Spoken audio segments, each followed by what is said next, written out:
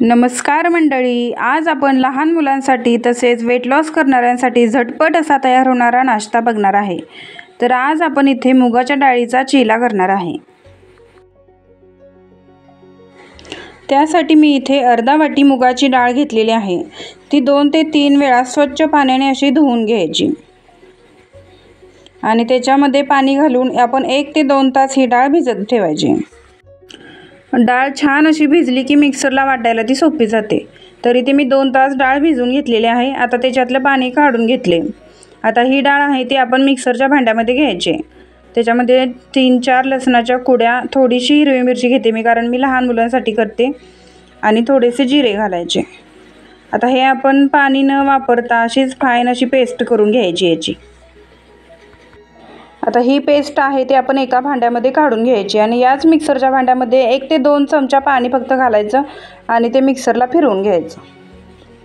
आता याच्यामध्ये थोडीशी हळद, चवीनुसार मीठ आणि थोडंसं हिंग घालायचं आणि हे सगळं छान असं मिक्स करून घ्यायचं।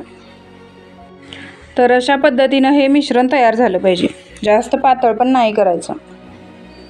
तर आता एक लोखंडी तवा घेतला, त्याच्यावरती थोडंसं तेल सोडायचं आणि पळी भरून हे मिश्रण घेऊन आपण डोशाप्रमाणेच हे पसरवून घ्यायचं आहे।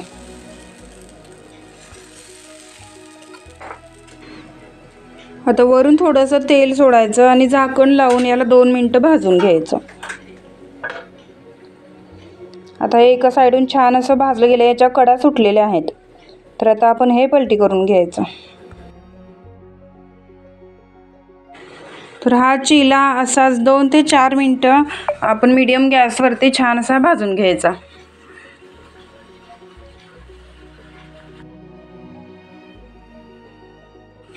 तर मस्त असा झटपट गरमागरम चीला तयार आहे।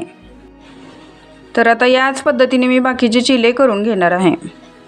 तर मस्त असे गरमागरम क्रिस्पी चिले तयार आहेत। हे आपण ग्रीन चटणी बरोबर, टोमॅटो सॉस बरोबर, कशाबरोबरही खाऊ शकतो। असेच कोरडे खाल्ले तरी सुद्धा गरमागरम खूप छान लागतात।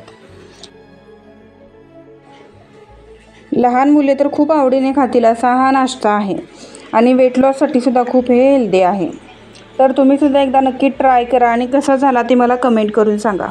थँक्यू। कसे झाले? छान छान झाले। खाऊ।